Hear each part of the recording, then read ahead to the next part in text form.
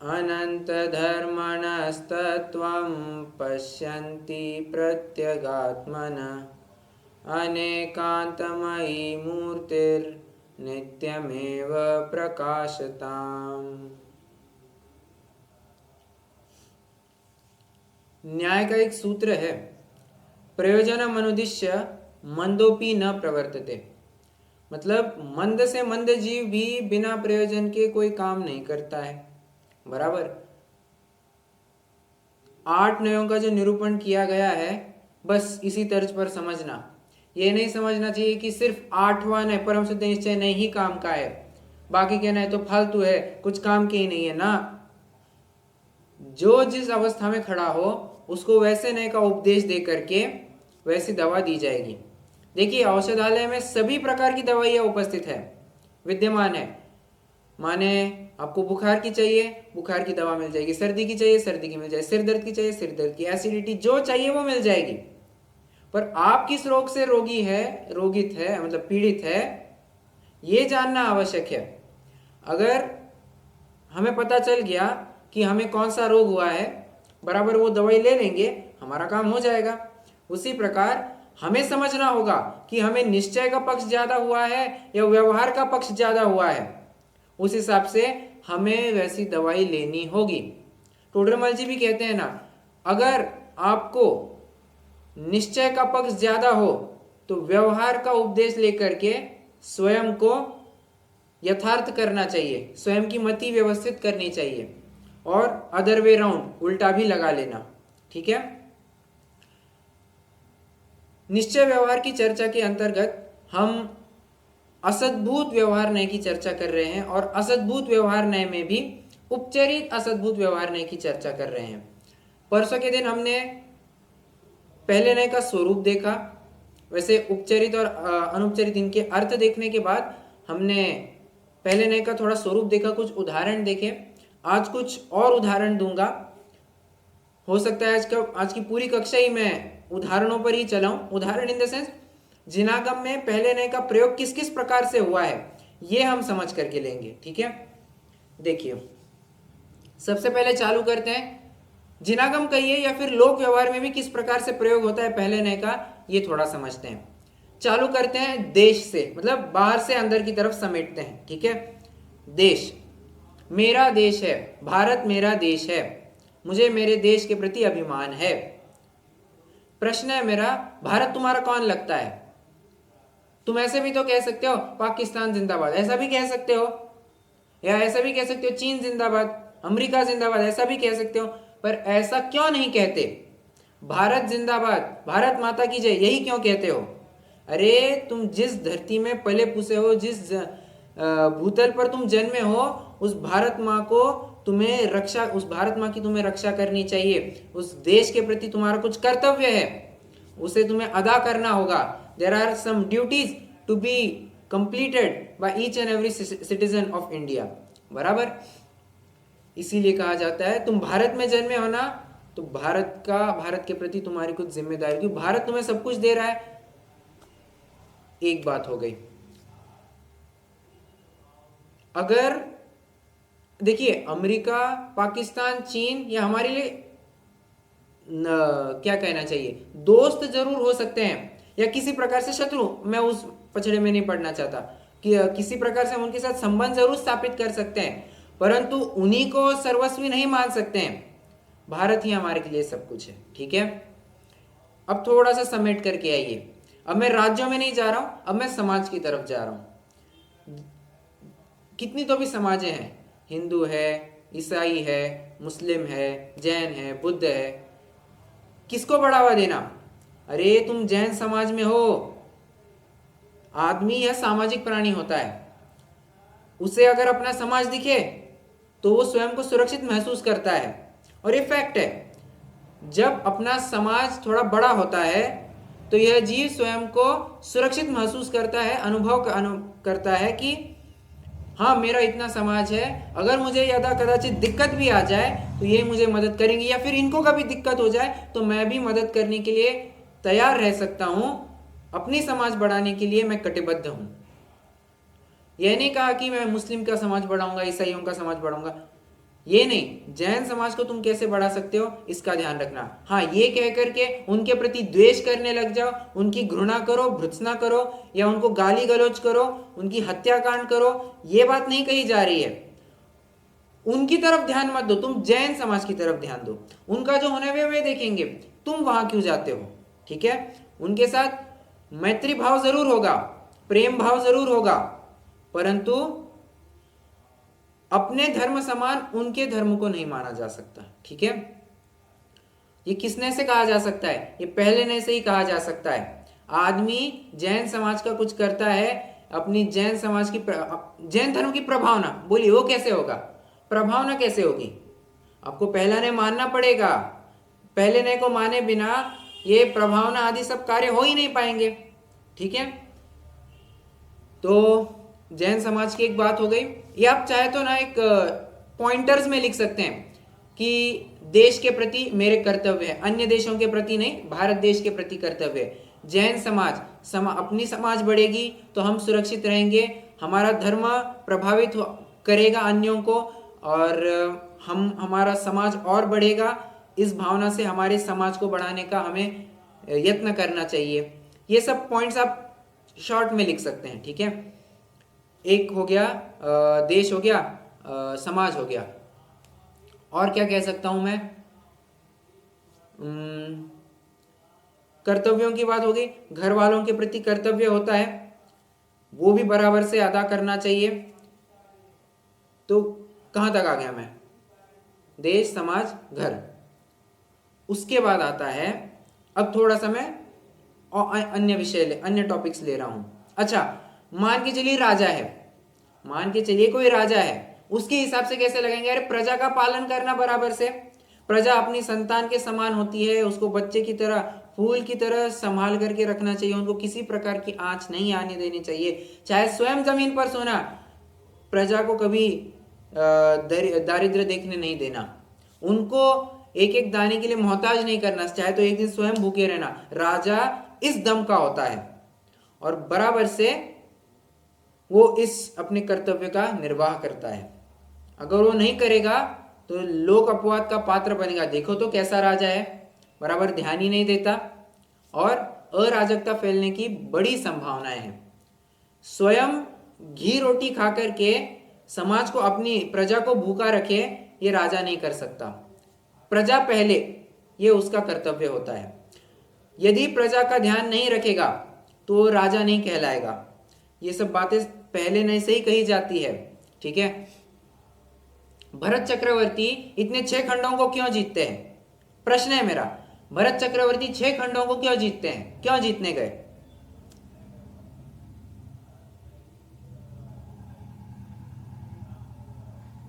तो चक्रवर्ती थे इसके लिए, अरे बनी बनाई। नहीं नहीं नहीं, मैं प्रयोजन, देखिए ये बात तो बिल्कुल सही है कि उनके आयुशाला में चक्र रत्न उत्पन्न हो गया, वे चक्रवर्ती बनने वाले थे, ये सब बातें मान्य है, परंतु प्रयोजन क्या होता है? चक्रवर्ती होने का प्रयोजन क्या होता है? चक्रवर्ती होने का एक प्रयोजन होता है कि एक क्षत्रिय राज्य रहेगा, पूरे खंड पर एक क्षत्रिय राज्य रहेगा, 6 खंडों पर, और अपने धर्म की प्रभावना बनी रहेगी। हमारा समाज बढ़ेगा, जितना हमारा समाज बढ़ेगा जैन धर्म की उतनी प्रभावना होगी। तो एकमात्र जैन धर्म की प्रभावना के लिए, एक क्षत्रिय राज्य के लिए, एक क्षत्रिय राज्य इन सेंस अन्याय अनीति को टालने के लिए, अभक्ष्य का त्याग करवाने के लिए, ये चक्रवर्ती 6 खंडों को जीतता है। ठीक है, पहले नए का यही कथन बनेगा। क्यों जीतता है? जिन धर्म की प्रभावना करने के लिए, अन्याय नीति को छुड़वाने के लिए, अगर कहीं दुशासन हो रहा होगा तो सुशासन लाने के लिए, ये सब बातें हैं। ठीक है, अब अपन थोड़ा विचार करते हैं देव शास्त्र गुरु के प्रति पहला नए कैसे लगेगा। बराबर, मतलब पहले नए से हम देव शास्त्र गुरु को कैसे समझ सकते हैं? देव जिसके हाथ में, मतलब जो क्या कहना चाहिए, जो तलवार वाला होता है, जो भाले वाला होता है, जिसके हाथ में कोई भी परिग्रह होता है, वो कभी भगवान नहीं हो सकता। जिसके हाथ में त्रिशूल है वो कभी भी भगवान नहीं हो सकता है। अरे भगवान तो वैसे भी नहीं हो सकता है। तुम भाले वाला और तलवार वाला कहाँ से लेकर के आए? पहले नए से कहा जाता है। पहले नए से भगवान के हाथ में तलवार है नहीं है ये कहा जाएगा, ठीक है। अगर उसके हाथ में तलवार दिखी वो भगवान नहीं है, यथावत नग्न दिगंबर अवस्था है, वितरागी है, सर्वज्ञ हितोपदेशी है, तो ही हम उसको भगवान कहेंगे। और वास्तव में भगवान किसका नाम? अगर मैं अनंतों की अपेक्षा बात करूं तो जो अनंत चतुष्टय के धारी है वास्तव में तो भगवान की वो संपत्ति है। तुम समोशरण आदि को लेकर के भगवान की महिमा कैसे गाने लग गए? अरे परंतु समोशरण को देख करके भगवान की महिमा आती है। जिस प्रकार नगर को देख करके राजा की महिमा आती है उसी प्रकार समोशरण को देख करके भगवान की महिमा आती है। ये बाहर से अंदर की तरफ जाने का एक क्या कहना चाहिए, हिंट दी जाती है कि कैसे भगवान पाए जाएंगे। तो कहां पाए जाएंगे? तीर्थंकरों को देखना है, अरहंतों को देखना है ना, समोशरण सहित मिलेंगे, ठीक है। चलिए, देव हो गए। शास्त्र, शास्त्र में तो वैसे ऐसा कुछ बात लग नहीं पाएगी। शास्त्र में क्या कहेंगे? पहले ने से कहना कुछ नहीं बन पाएगा। अपन गुरु की तरफ आते हैं।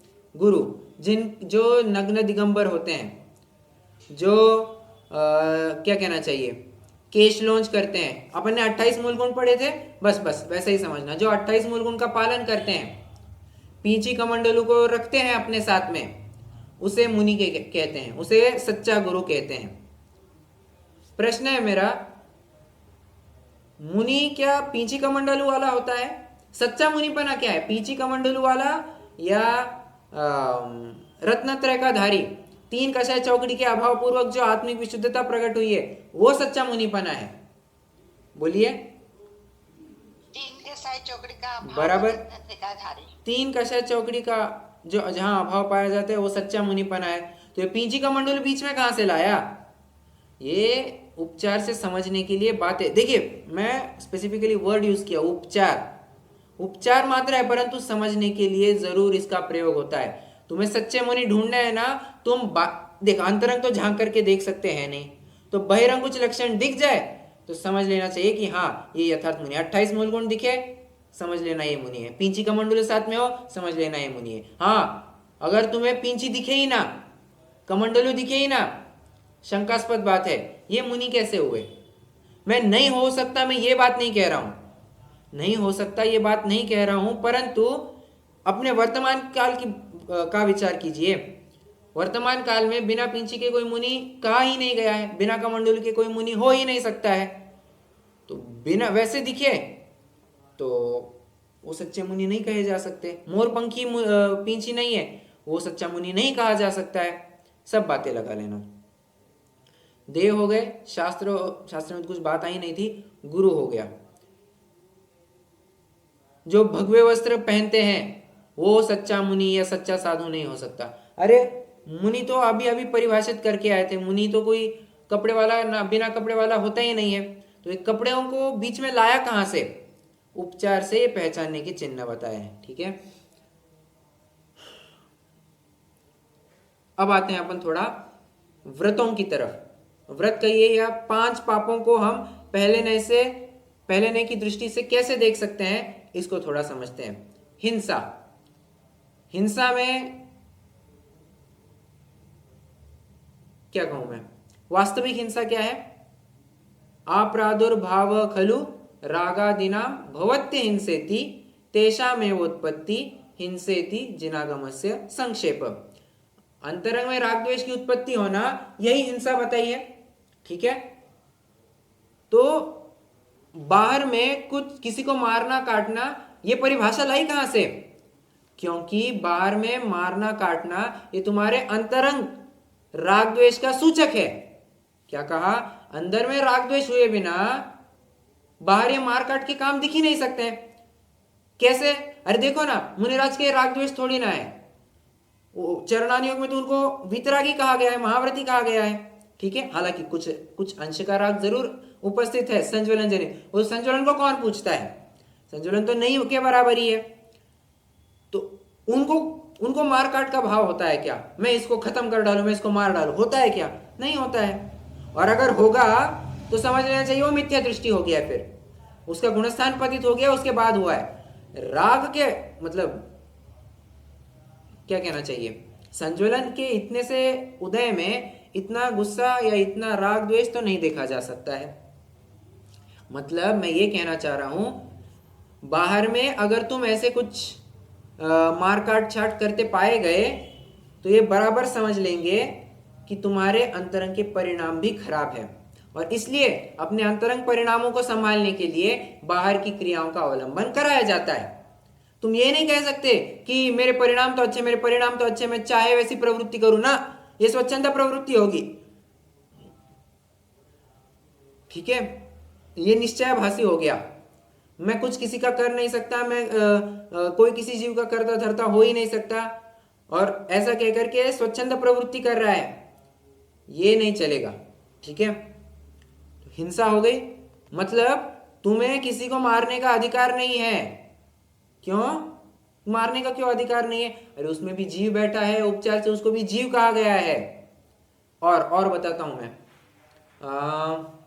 मान लीजिए किसी ने, कोई डाकू गुंडा है, उसने घर के कर्ता पुरुष का वध कर दिया, मतलब उसको मार दिया, ठीक है।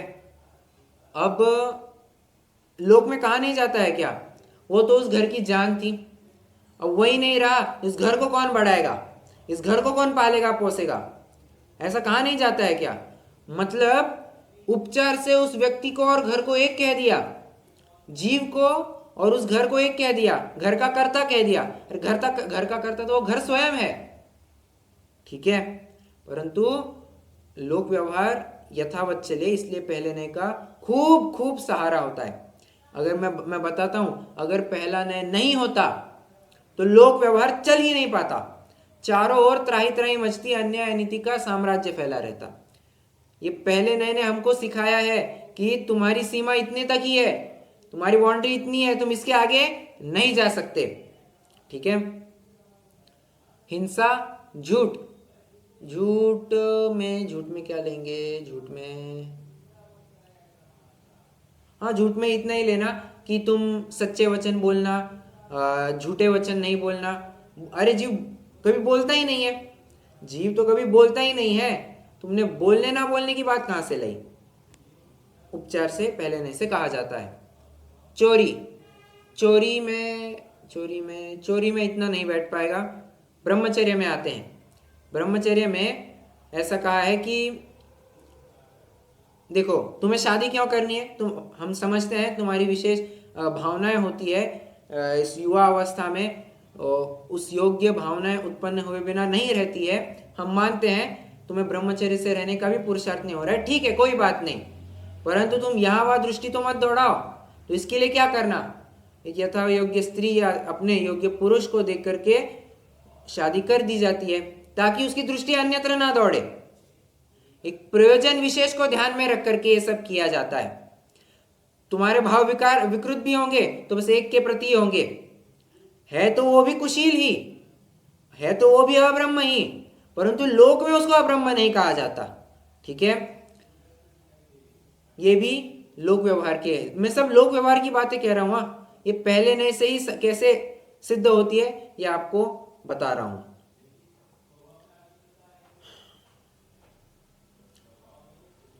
आप कहेंगे कि ब्रह्मचर्य में पहला नहीं कैसे लगेगा?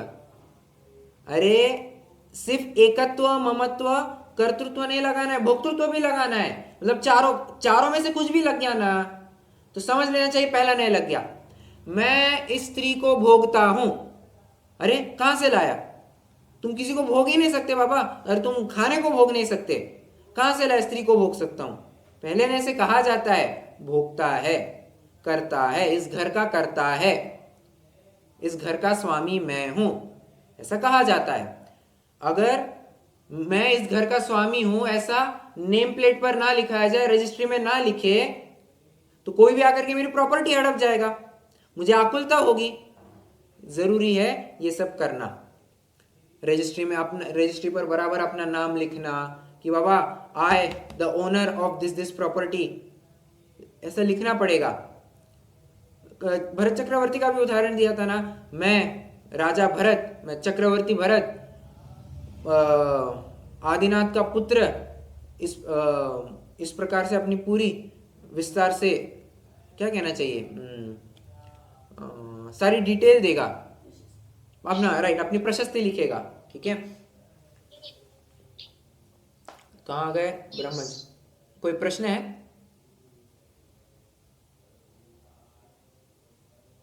नहीं, आपका माइक चालू है। मैं क्या कह रहा था, हाँ, ब्रह्मचर्य होगा परिग्रह। परिग्रह में मूर्छा परिग्रह, परिग्रह की क्या परिभाषा दी है? मूर्छा परिग्रह। किसी विषय में एकत्व या आसक्ति, यही परिग्रह है। तो अंतरंग परिग्रह ही वास्तव में परिग्रह है, परंतु यही बात लगा लेना, उपचार से अंदर में आसक्ति हुए बिना तुम इतना पैसा इकट्ठा करोगे ही नहीं। बाहर में क्या है वो, धन धान्य दासीदास कुप्य क्षेत्र वास्तु हिरण्य सुवर्ण धन धान्य दासीदास कुप्य प्रमाणातिक्रम, ये 10 परिग्रह बताए हैं। ठीक है, तो क्यों बताए क्यों? अरे तुम मानते हो कि कहीं ना कहीं इससे मेरा काम बनेगा, इसलिए कहा जाता है कि ये पहले नए से तुम्हारे है। ठीक है, जिस प्रकार अन्न को प्राण कहा, किस अपेक्षा से कहा? अरे वो तुम्हारे इंद्रियों का, उसको खाओगे, उसका सेवन करोगे, तुम्हारे इंद्रियों का पोषण होगा, तुम जीते जाओगे। अगर आहार नहीं ग्रहण करोगे तो तुम्हें दिक्कत होगी। ओके, इसका मतलब ये नहीं समझना कि मैं गोडाउन में अनाज स्टोर करते जाऊं। अनाज को देखो, नहीं खाओगे तो दिक्कत, इकट्ठा किया और वैसे ही बनाए रखा तो दिक्कत। वो खाना, वो अन्न प्रयोग में आना चाहिए, तभी उसको प्राण कहा जाएगा। और क्या उदाहरण ले सकता हूं मैं?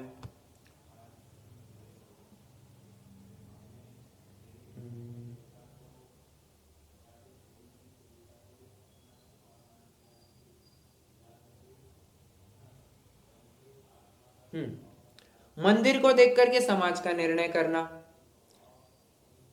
मैं अब थोड़ा सा फटाफट बोलते जाता हूं, आप वैसे भी नोट कर सकते हैं।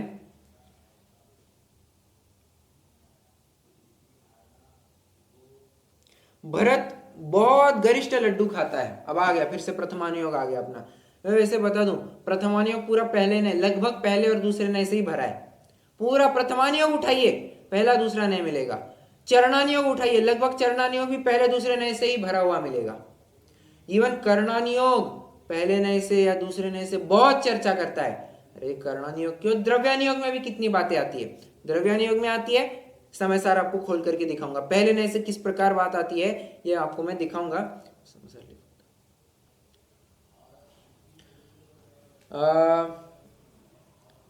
भरत बहुत गरिष्ठ लड्डू खाता है। कितना गरिष्ठ लड्डू खाता है सुनना जरा। 1000 भैंसों का दूध 100 भैंसों को पिलाया जाता है। भैंसे, हाँ, गाय नहीं कह रहा हूं मैं। बकरी से गाढ़ा दूध गाय का, गाय से गाढ़ा दूध भैंस का होता है। तो 1000 भैंसों का दूध 100 भैंसों को पिलाया। 100 का 10 को, 10 भैंसों का दूध एक भैंस को पिलाया, और उस एक भैंस का जो दूध निकलता है उस दूध का सेवन करता है भरत। उस दूध से जो घी बनता है उस घी की मिठाई उस घी के लड्डू का सेवन करता है भरत। और इतना गरिष्ठ होता है वो लड्डू, उसका एक कौर पूरी सेना मिलकर के, अरे सेना, चाहे सेना में मैं सब ले रहा हूं, हाथी घोड़े सेनापति सब ले रहा हूं मैं, ये पूरी सेना मिलकर के भी नहीं पचा पाती है। और अगर एक कौर भी खाए तो पूरे कटक को दस्त लग जाए, इतना गरिष्ठ होता है। यह मैं कैसे कह सकता हूं? अरे भरत उस लड्डू को भोगता है। भोक्ता की अपेक्षा बात आ गई, पहला नया हो गया। और बताता हूं, आपने वो कथानक तो सुनी होगी कि जहां पर क्या है वो, हाँ, 2 सिपाही रात्रि में आपस में ऐसे ही चर्चा कर रहे थे कि ये राजा को क्या है, राजा की सारी ताकत तो अपनी वजह से है, अपन है तो राजा है, अपन नहीं होते तो राजा नहीं होता। क्या मजाल है इस राजा की, क्या ताकत है, क्या दम है इसमें। भरत ने सुन लिया, भरत चक्रवर्ती ने सुन लिया। अगले दिन उन्होंने उंगली टेढ़ी होने का नाटक किया और उंगली टेढ़ी जुट गए। पहले तो एक दूसरे सेना मतलब सामान्य सैनिक को बुलाया, सेनापति को बुलाया, नहीं जमा, जुटा दिए। बैल, हाथी, घोड़े, सारी सेना 9/12 योजन की सारी सेना जुट गई, लग गई, सांकल में बांधा, खींचने को देख रही है। टस से मस नहीं हुई वो उंगली और बस थोड़ी सी हिला दी, सारे फैल करके गिर गए। मतलब अब राजा में इतनी ताकत है, राजा बहुत बलशाली है। ये नहीं समझना चाहिए कि सेना के बल के निमित्त से राजा का बल है ना, राजा का स्वयं का अपना बल है, उसने अपनी मेहनत से ये पौरुष कमाया है। ये भी पहले नए से कहना बनेगा, ठीक है। अब मैं जो कह रहा था ना कि द्रव्यानुयोग में भी पहले नए का बहुत सारा प्रयोग हुआ है। तो समयसार अगर किसी के पास होगा तो समयसार ले लेंगे। उसमें गाथा नंबर 46 है।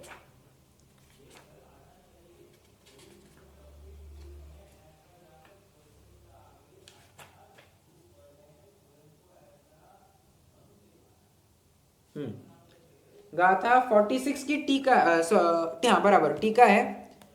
यह सब अध्यवसाना, अगर आपके पास नहीं है तो आप बस मनोयोग से सुनिए। यह सब अध्यवसानादि भाव जीव है, ऐसा जो भगवान सर्वज्ञ देव ने कहा है, वह यद्यपि व्यवहार ने अभूतार्थ है। अंडरलाइन, यद्यपि वह व्यवहार ने अभूतार्थ है, तथापि व्यवहार ने को भी बताया है, क्योंकि जैसे म्लेच्छों को म्लेच्छ भाषा वस्तु स्वरूप बतलाती है, उसी प्रकार व्यवहार ने व्यवहारी जीवों को परमार्थ कहने वाला है। इसलिए अपरमार्थ भूत होने पर भी धर्म तीर्थ की प्रवृत्ति करने के लिए वह अर्थात व्यवहार ने बतलाना न्याय संगत ही है, ठीक है। व्यवहारी जीवों को एक प्रश्न है, ये व्यवहार प्रश्न इन द सेंस एक बात है विशेष। यहां पर व्यवहारी जीवों को कहा है, मतलब जो व्यवहार में स्थित है, व्यवहार में उनका विशेष क्या कहना है, व्यवहार रूपी चर्या जिनकी विशेष रूप से पाई जाती है, उनके लिए व्यवहार का उपदेश दिया जाता है। जो निश्चय में ही बैठे हैं, निश्चय में बैठे हैं मतलब अपनी आत्मा में ही बैठे हैं, उनको थोड़ी ना व्यवहार का उपदेश दिया जाएगा। बाबा मुनिराज ने 28 मूलगुण पालने ही चाहिए, बराबर से ईर्या समिति पलनी चाहिए, भाषा समिति पलनी चाहिए, यशना समिति पलनी चाहिए, सब होना चाहिए। 4 महीने में एक बार केश लॉन्च होना चाहिए। मैं पूछता हूं आपको, बाहुबली ने क्या किया था इसमें से? 1 साल तक अडिग बने रहे, क्या किया था ऐसा उन्होंने? कुछ नहीं किया था। तो काहे का केश लॉन्च और काहे की, अरे जब मैं चला ही नहीं तो ईर्या समिति का प्रश्न ही नहीं, जब मैंने खाया ही नहीं तो यशना समिति का सवाल ही नहीं। खाना नहीं खाना, क्या नहीं खाना, ये उसके लिए है जो खाता है। जो खाता ही नहीं है उसके लिए उपदेश ही नहीं दिया जाएगा। देखो मैं अभी का एक उदाहरण मेरे साथ घटा हुआ देता हूं आपको। क्या हुआ, मेरी अभी फिलहाल बीकॉम की एग्जाम चल रही थी। तो अब एग्जाम हॉल में तो कोई इलेक्ट्रॉनिक गैजेट, मोबाइल वगैरह तो अलाउड होता है नहीं। तो मैं एग्जाम हॉल में एंटर करता था तो वहां का इन्वेस्टिगेटर मुझे पूछता था, गलती से तुम्हारे पास मोबाइल आया है क्या? अगर लाया है तो बाहर रख दो, या फिर ऐसे कहते थे, तुमने मोबाइल बाहर रखा क्या? मैं सीधे कहता था, भाई मैंने मोबाइल ही नहीं लाया है। अरे बाहर रखना नहीं रखना, एग्जाम हॉल में के अंदर ले आना नहीं ले आना, ये तो उसके लिए है जो घर से मोबाइल लेकर के आता हो। जो घर से ही मोबाइल नहीं लेकर के आया है उसके लिए सवाल ही उत्पन्न नहीं होता। समझ में आ रहा है? व्यवहार का उपदेश उसी को दिया, मतलब व्यवहार के बारे में बात उसी से की जाएगी जो व्यवहार में स्थित है। जो व्यवहार में स्थित नहीं है, जो निश्चय में स्थित है, उसके व्यवहार का उपदेश ही नहीं देंगे। बस यही बात कह रहे हैं। उसी प्रकार व्यवहार ने व्यवहारी जीवों को, ये व्यवहारी जीवों के पीछे मैंने इतना सब खोला, ठीक है। आगे परंतु यदि व्यवहार नय न बताया जाए तो परमार्थ से शरीर से जीव को भिन्न बताए जाने पर भी, जैसे भस्म को मसल देने। अच्छा, ये प्रकरण है ना, ये प्रकरण मैं आपको थोड़ा सा दूसरे नय में पढ़ करके दिखाऊंगा तो बेटर रहेगा, परंतु ये एक पॉइंट मुझे पढ़ करके दिखाना था कि पहला नय भी आवश्यक है। आगे अब 47वीं गाथा में आइए, 47वीं गाथा की टीका में आइए 47। जैसे यह कहना है कि यह राजा 5 योजन के विस्तार में निकल रहा है। 5 योजन के विस्तार में निकल रहा है, कल परसों ही मैंने उदाहरण दिया था, परसों ही उदाहरण दिया था शायद। राजा 5 फीट का आदमी है, वो कहां से 5 योजन में चलने लगेगा? अरे परंतु पूरी सेना पर राजा का उपचार आ जाता है, सेना को देख करके राजा का निर्णय होता है। ठीक है, सो यह व्यवहारी जनों को सेना समुदाय में राजा कह देने का व्यवहार है। ये अवंती देश का राजा यहां से जा रहा है, राजा एक आदमी है, परंतु तुम तो पूरे संघ को कह रहे हो, मतलब जितने भी सेना हाथी घोड़े आए हैं पूरे को राजा कह रहे हो। वही तो बात कहना चाह रहे हैं, उपचार चलता है ऐसा, सारों को देख करके राजा ये बस कह दिया जाता है। इस कार्यक्रम के लिए अवंती देश के राजा पधारे हैं। इस कार्यक्रम के लिए और कितने देश होते हैं, पहले के जमाने में चलते थे ना, पटना देश से पहले ऐसे देश, अवंती देश, पटना देश, ऐसे चलते थे कुछ।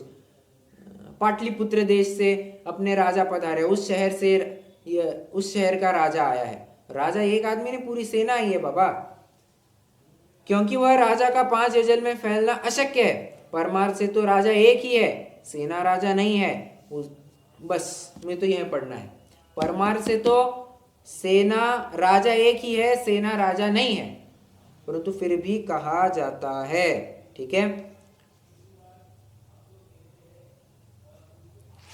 और बताता हूं मैं। प्रश्न है मेरा, तीर्थंकरों की स्तुति कैसे होती है? उनके शरीर आदि के गुणों की गुणगान गाया जाएगा। कैसे आपका सुंदर शरीर, जगत के समस्त परमाणु आपके, मतलब सर्वोत्तम परमाणु आपके शरीर के बनने में लगे हैं, ये सब बातें कही जाती है। ये पहले नए से ही तो कही जाएगी। और शरीर के गुणों को देख करके आत्मिक गुणों की महिमा गाना, ये भी लगभग पहले ही नए का प्रयोग देखा जाता है। आपको मैं बताऊं, ये मिलेगा आपको 24वें कलश में। 24वें कलश में, हाँ 24वें कलश का मैं अर्थ पढ़ता हूं। ये तीर्थंकर और आचार्य वंदनीय है।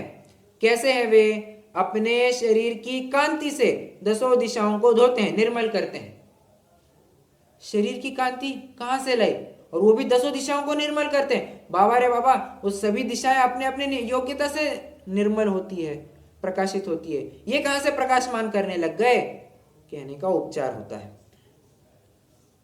10 दिशाओं को धोते हैं, निर्मल करते हैं, अपने तेज से उत्कृष्ट तेज वाले सूर्यादिक के तेज को ढक देते हैं, अपने रूप से लोगों के मन को हर लेते हैं, दिव्य ध्वनि से भव्यों के कानों में साक्षात सुखामृत बरसाते हैं, और वे 1008 लक्षणों के धारक। 1008 लक्षण कौन से?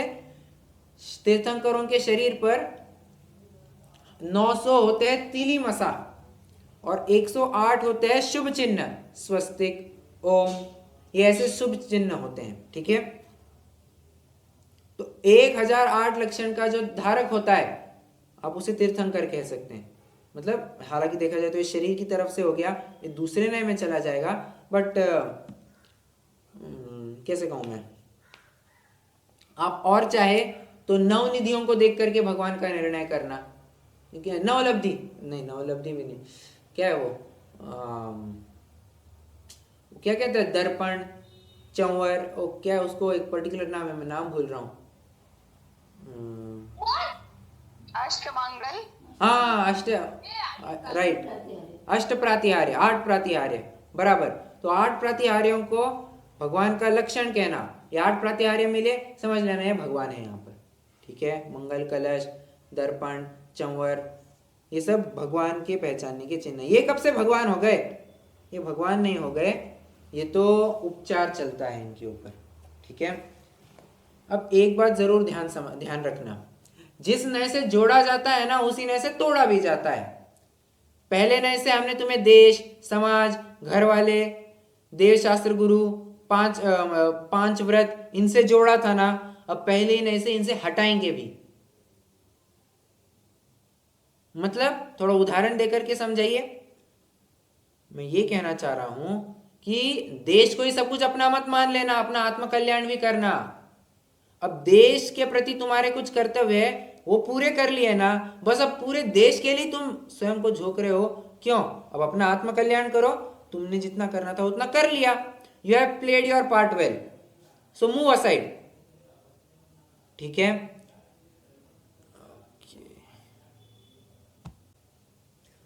तो क्या कह रहा था मैं? जिस नए से जोड़ा जाता है उसी नए से तोड़ा भी जाता है। देश बात हो गई। समाज, समाज तो बढ़ने के लिए अपनी योग्यता से बढ़ेगी। तुम पूर्णतया प्रभावना ही प्रभावना में लगोगे तो आत्म प्रभावना कब करोगे? धर्म प्रभावना तो कर ली, आत्म प्रभावना करना भी बहुत आवश्यक है। इनफैक्ट सबसे ज्यादा आवश्यक है। देखो प्रायोरिटी तो यही है, बेहतर यही है कि तुम अगर अपनी आत्मा में लगे रहो। ठीक है। परंतु अगर तुमसे नहीं रहा जा रहा है तो हमने कह दिया कि काम करो, अपने समाज को बढ़ाओ। क्या कहना चाहिए, शास्त्र छपवाओ, शास्त्रों को बांटो, शिविर भराओ, प्रवचन कराओ, विद्वानों को बुलाओ, उनका लाभ लो, विद्वानों का समागम होना चाहिए। तो इन कार्यों में तुम्हें इन्वॉल्व कराया, और कुछ नहीं।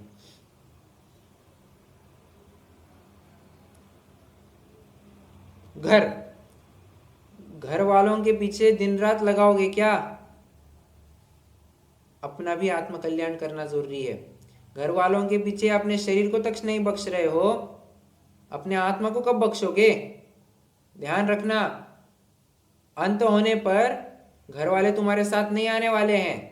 तुम्हें आप अकेलो अवतरे मरे अकेलो होए, अकेले जन्मे हो अकेले ही जाना पड़ेगा। तुम्हें जितना करना था उतना कर लिया, आत्म कल्याण में लग जाओ। मतलब जिस नए से जोड़ा जाता है ना उसी नए से तोड़ा भी जाता है। अच्छा, व्रत के बारे में भी बताता हूं। पहले नए का उपदेश हमने व्रतों में आने के लिए जरूर किया था, परंतु व्रतों में अटकने के लिए नहीं किया था। क्या कहा? पहले तुम अव्रत में थे, मतलब तुम्हारे जीवन में कोई व्रत थे ही नहीं। हमने तुम्हें उपदेश देकर के व्रतों की स्थिति में लाया। अब व्रतों की स्थिति में ला करके उसी में मत अटक जाना, व्रत से उठ करके फिर से अव्रत में चले जाना। मतलब व्रतों को त्याग देना नहीं, अब व्रतों को त्यागना नहीं, व्रतों के विकल्प को त्यागना। ठीक है। पहले तुम्हारे जीवन में ना व्रत का विकल्प था ना व्रत का अनुष्ठान भी था। जैसे तैसे हमने व्रत का विकल्प लाया, अनुष्ठान लाया। अब जीवन में ऊपरी तौर पर अनुष्ठान तो दिखेगा, परंतु उस व्रत संबंधी विकल्प नहीं रहेगा। इसी को कहते हैं अव्रत से व्रत में लाना और व्रत से पुनः अव्रत में लाना। परंतु पहले वाला अव्रत और दूसरे वाला अव्रत अलग है। ये पहले नए से हमने उसको कहा, सब कुछ यही नहीं है। ठीक है। चलिए, तो पहले नए की चर्चा इस प्रकार पूरी होती है। इसका प्रयोजन क्या रहा है इसकी भी चर्चा कर ली। ऐसा ही मानने में क्या आपत्ति है, मैंने इसकी भी लगभग चर्चा कर ही दी है कि सर्वस्वी ऐसा मान लेंगे। अब देखिए, एक द्रव्य को दूसरे द्रव्य का कर्ता कहेंगे तो बहुत भारी आपत्ति हो जाएगी। एक द्रव्य को दूसरे द्रव्य के साथ ठुकना पिटना पड़ेगा।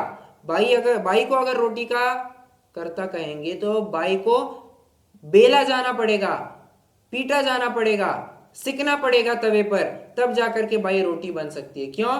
यह परिणमति सकर्ता। समय सार के 51 नंबर का कलश है।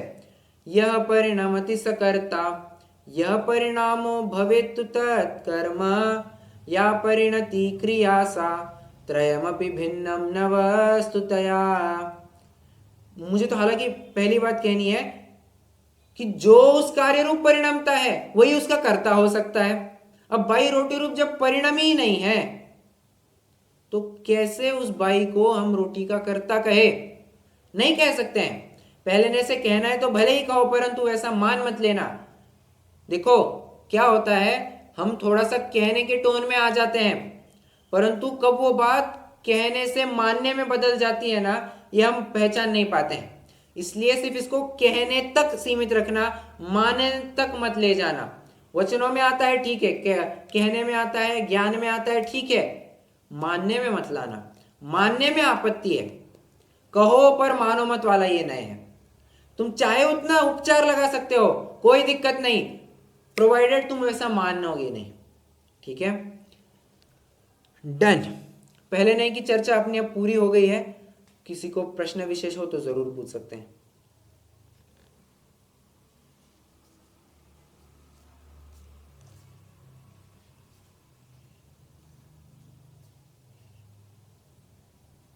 नहीं है, चलिए रुकते हैं, अभी जिनवाणी स्तुति करेंगे।